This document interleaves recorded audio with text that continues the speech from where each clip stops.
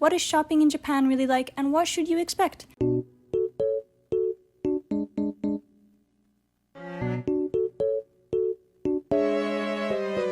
My name is Yemi and this is Totoro, and today we will be talking about the expectations you should have for shopping in Japan, budgeting and expenses and different costs for different categories of shopping, some dirty, unfortunate fashion truths that I found out while I was there, and a mini fashion haul, except for the food that I ate the moment we landed back in the US. Let us start with the experience itself. So for reference, I was in Japan for 2 weeks. I had an amazing itinerary that will be shared in next week's video, etc., etc. Let's talk about what the typical shopping experience looks like in Japan, because it is actually quite different from the States. Sit tight. So the first thing you'll notice when you go to Japan is that their mall culture there is vibrant. Like, there are malls everywhere. In most major cities, you could see a bunch of malls as well as shops all concentrated in certain areas of the city. In fact, one of our struggles in exploring Osaka, Kyoto, and Fukuoka was that there were so many shopping streets, an incredible amount of shopping malls. You'd come out of one and there would be another right across from it. And in Kyoto especially, we would get stuck in the shopping streets and the market streets because the streets would be really narrow and really, really long, and it would take us hours to get to where we actually want to go. Heed my warning, going through shopping streets or malls is a very time-consuming task, so if you are to do it, definitely reserve some time for it because it will take a long time and there are lots of crowds there. However, some of these malls were also kind of like experiences themselves, such as the Canal City Mall that I went to in Fukuoka. I literally planned this mall into our itinerary just because of the architecture of the mall itself. And it had pretty much everything you could think of. It had its food sections, fashion, gachapon, claw machines, entire dedicated stores to a bunch of things.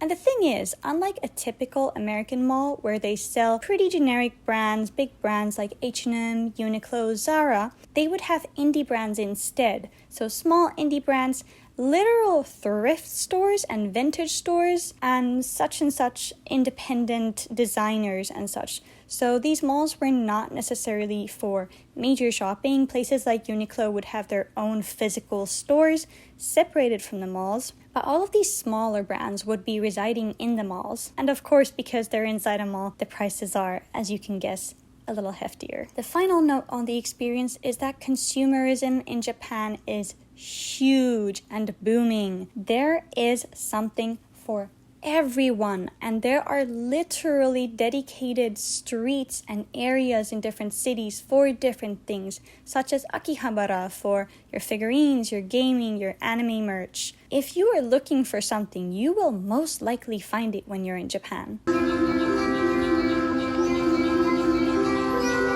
Now, for my budget-friendly people, let's talk about expenses for different things. I will be categorizing these by cheap, moderate, and expensive. Cheap being about $1 to $20, moderate being $25 to $50, and expensive being $50 and up.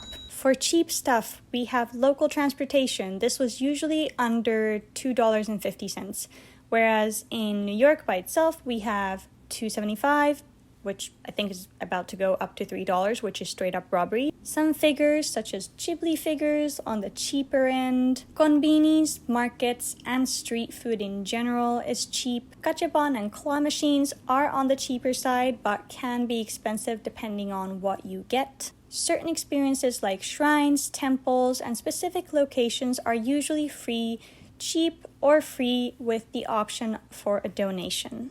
In moderate, we have transportation across cities, and this is based on how I have usually traveled. The way it is cheaper as of right now, but not as of October, is the Japan Rail Pass. I used the Japan Rail Pass, 100% worth my money. I took so many Shinkansen trains. I definitely recommend buying the Japan Rail Pass if you are going outside of the usual touristy Kyoto, Tokyo, Osaka areas. That amount will add up fast if you don't have the Rail Pass, and as of right now, the Rail Pass is cheap. Unfortunately, they are making it more expensive by 70% starting October. Collectibles are on the moderate side, depending on what you get. So if it is something like these Gigi figurines or my Totoro figurines here, yeah, it's gonna be about $25 to $50. Makeup is also on the more moderate side. It cost me between $15 to $50 depending on the brand, depending on where I got it from and such. Restaurant food is always usually about $15 to $20 starting prices, up to $50 depending on how much food you get and drinks, etc. Anime merch is in the $25 to $50 range depending on what you get. Once again, thrifted clothing is in the moderate side. Notice this is my first time saying clothing. Clothing is not cheap in Japan at all whatsoever. Experiences like art installations, museums, and sightseeing are in the moderate range still. They're pretty fairly priced, but some things are worth seeing more than others. And for the expensive, we have your usual luxury figurines, the super expensive, fancy, pretty ones that I wish I could buy but cannot. Some of the Kingdom Hearts and Final Fantasy figurines that I was looking at were $150 starting price. Mall clothing is expensive unless you are shopping in mall thrift stores or stores that are catering to younger clients. So unless you are doing that, yep, you might be seeing stuff from $150 to $250. Physical music media is expensive in Japan. I would not buy records in Japan unless you found something that you really, really, really love or can't get elsewhere, because those are expensive. When it comes to things like music gear, it really depends on the item, but prices are about the same or a little bit more expensive depending on what you get. Now that we know what's cheap, moderate, and expensive, let us talk about how you can save money while shopping, because who doesn't want to save a few bucks? The first obvious thing is shopping tax-free. Some stores offer foreigners tax-free shopping for items totaling over 5,000 yen, which is about $35 US. All you need is a passport, your items costing more than 5,000 yen total, your receipt of purchase, because you will be showing that receipt potentially at customs and you do not want to have that missing. Another note regarding to customs and tax-free shopping is that, first of all, the tax-free shopping part itself might take a while, because at least with us, the processing of the passport scanning took forever in most stores. Also, don't expect smaller stores to do tax-free. Usually stores will have a tax-free sign if they are offering tax-free for you. If it's a bigger store or a chain, they're most likely offering tax-free. If not, I would check with them if you really want to shop tax-free. And on that note, consumables like makeup cannot be opened until after you leave the country if you buy them tax-free. Save all of your receipts, have all of the information of where you bought tax-free and for how much and what items you got, so that if you do need to reference it for customs, you have that available for you. This is personal preference, but unless you can avoid it, I would not shop at malls. Mall clothing is usually overpriced. There are so many thrift stores available that I would personally buy from, and I would also be very particular with the clothing I would buy. I'm gonna get into this more later, but it's not as high quality and nice as you think. Now, when it comes to things like anime merch figurines, you can find multiple sellers selling the same exact product in different stores across cities, across the country, honestly. My personal experience with this is when I was considering buying the Anya and Bond figurine, and I kept seeing it in different stores and by different sellers for completely different prices. So if you have the time to shop around, I really would consider doing that. I also found this, my favorite Totoro figurine, from not a Ghibli store, but a store in Akihabara that was selling merch items that were not in style anymore or were older from previous years. And this is what you will notice a lot, is that official stores such as Ghibli and Pokemon will sell whatever is popular right now, made this year or last year. And everything else that was made in the previous years is going to go into other stores, resellers, etc., etc. If you choose to shop in non-official stores or just general figurine stores, you might also notice that the prices are a lot cheaper, usually because these are used or lightly or gently used. This one had barely a single scrape on it. So if you are thinking of shopping for figurines from something like Ghibli, I would definitely recommend checking other stores before checking official merch stores or mall stores, because they're way cheaper. And as a bonus tip, these stores that I would usually buy from would be Mandarake, Book Off, hard off. And if you're going to Tokyo, there are so many spots that sell so many good things in Akihabara. My last budget-friendly tip is to buy your food at konbinis. No, it's not the luxurious way, but damn, it is some good food for really freaking cheap. And you always have new things you can experiment with. If you're on a budget, grab your breakfast and dinner from the konbinis and then save your money up on a nice lunch. We also usually bought snacks from the konbinis that we would eat throughout the day, and that gave us more of that energy, especially because we traveled a lot and did a lot of walking. You will be doing so much walking, so bring good shoes. We also usually bought food from local markets and street vendors, which are pretty popular around areas like Kyoto, Osaka, and Fukuoka. The local food stalls were pretty established there too, and also, if you go to these food stalls or like markets, you'll see a little bit more of the local people living there and the culture a little bit more. So if you want to get enriched in that, I would skip the luxurious Instagram thing that was recommended to you. And also, on a side note, a lot of those Instagram foodie things for Japan, like, oh my gosh, this is the best food in Japan, and it costs $15.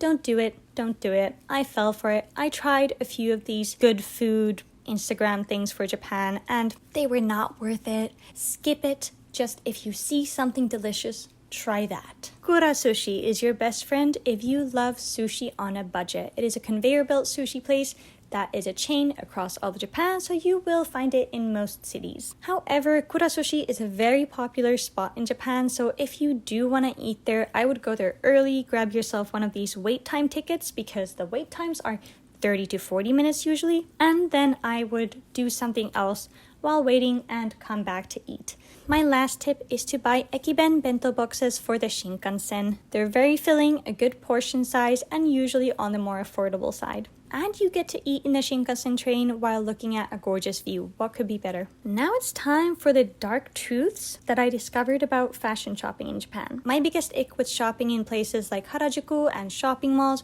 was that a lot of these small indie brands would actually just be reselling stuff that was on AliExpress or Shein. I recognize some of that stuff because I do a lot of reverse image shopping. So if I see something cute that's being promoted on Instagram by a small indie brand, I usually reverse image search that and kind of see where that takes me, and usually that would be AliExpress. What's worse is that they were selling these items usually for double or triple the price, and if you looked at the tags, they would always say made in China. I honestly had so much trouble finding high quality clothes for a reasonable price. A lot of these brands, I feel like, were the real life version of Instagram unique brands. I could go into a whole thing about the Instagram brands thing, but that's for another time. Let me know if you want me to talk about that because there is so much. On that topic, a lot of the thrift stores that we went to were also selling these super cheap, no brand name kind of clothes, again for a little above market price.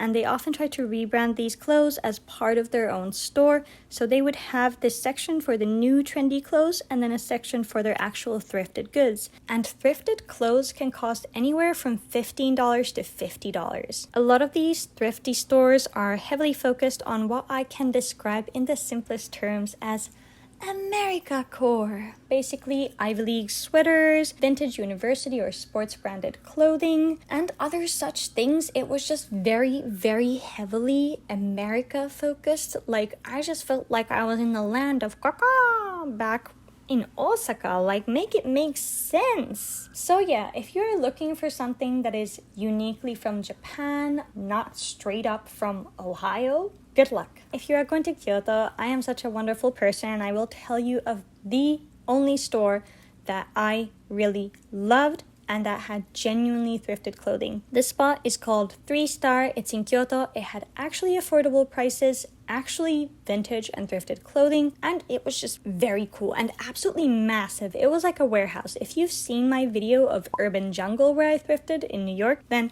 this is essentially the urban jungle of Kyoto. So there you have the unnerving discoveries that I made. It's not the worst thing in the world, but it's definitely no fun. Unless you have the budget to shop, I would maybe pack more clothes for your trip, like I did not. And I would not expect to find a lot of clothes for yourself, unless, once again, you are willing to spend a lot more money. And on to the final question. How do Japanese people dress, and how should you dress if you want to look like the locals or blend in? A lot of them dress in neutral colors unless they are following a very specific trend or style or aesthetic, such as the Lolita style, which is everywhere in Japan. You will see a lot of that. So many people really just kind of keep it low-key. Street fashion is very cool though. When you do see it, I do respect it, and it's very cool, but it's not the norm. Also, the fashion there is mostly on the more conservative side compared to the United States, where, you know, it's not that big of a deal to show more collarbone or like have a more revealing top.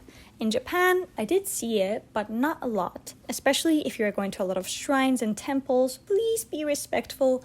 Wear something on the more conservative side to trips like that. Now let's move on to the haul. There is not a lot, like zero food, ate it all. 2 things clothing-wise, because that's literally all I shop for with clothes, which is ridiculous coming from me, but yeah, that's what happened. So the first thing we have here are these Charles & Keith kitten heels, and if you know me, you know that I love glitter. A love story bound to happen. And I don't usually buy heels, but the heel is low enough. Anyways, I need an excuse to wear them. Next up, we have this super cute black vest that I got from 3 Star Kyoto. Very cute, very basic. That was the only clothing item that I bought, which is absolutely ridiculous for a 2-week trip where we did a lot of shopping. As for makeup, I made the big mistake of going into a Style Nanda store. I did not leave without my bag full of goodies. So I got a lot of stuff from Style Nanda, and then I got a couple things from other stores, but I just wasn't really feeling like buying a lot of makeup.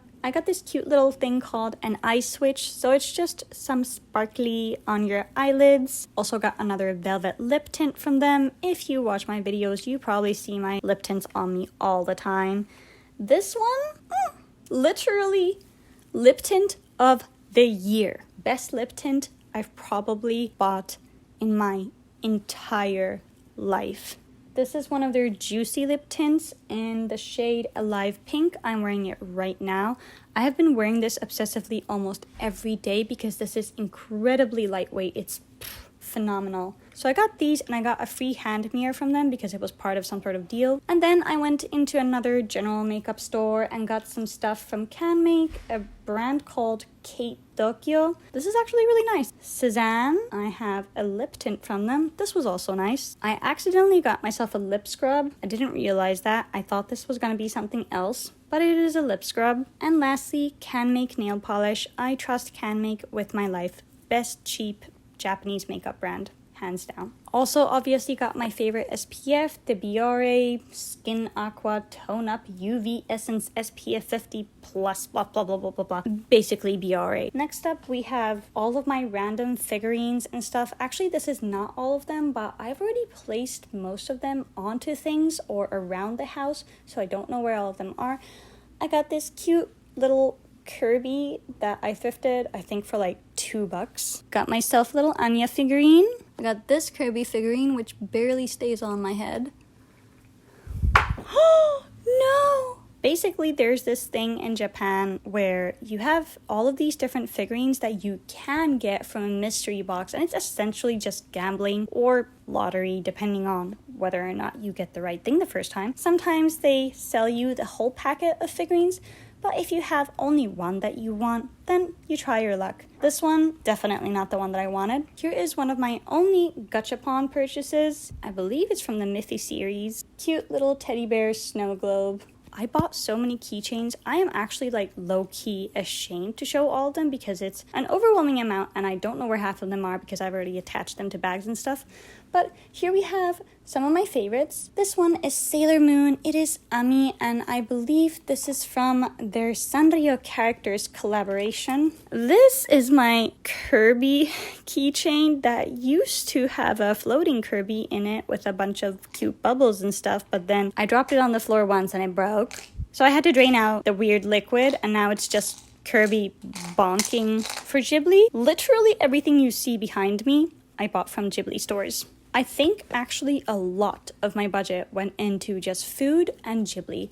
I went to 3 separate Ghibli stores, which you will see all of in my vlogs. I got this really cute Spirited Away pin. This was, once again, one of those lottery gambling things. And then I got this very adorable Kiki's Delivery bag. I was told this is apparently a bento bag, hence the weird shape and size. I may not be eating bentos every day, but I sure as heck would be carrying this bag every day. I also have a very cute Totoro pin that I added to the bag itself. Here's the most expensive thing I bought from the store, which is the plushie. Super soft, super cute. Multiple Gigi figurines. I have this one, which was also from a lottery. This is my best buddy Gigi. And then for Cool, who has not yet gotten used to this concept, I got him a Gigi plushie. Oh my gosh, I'm basically taking down my Ghibli shrine. These are not from the Ghibli store. These I got from Kinokuniya. It's basically just postcards. I have a soft spot for Spirited Away, so this is from Spirited Away and Totoro. This one you can get locally in the US, should you want to. And then here you see the rest of my shrine. Super cheap little Totoro figurines. Super nice Totoro figurine. I won this in the lottery gamble thing. Got myself the ducky from Spirited Away. Now there's probably a lot more that I've forgotten that I could include in this, but I'm genuinely starting to lose my voice and sunlight is completely gone. So with that in mind, thank you so much for watching. Let me know whether or not you would like to see my next upcoming vlog in 1 or 2 parts, and as usual, I'll see you next time.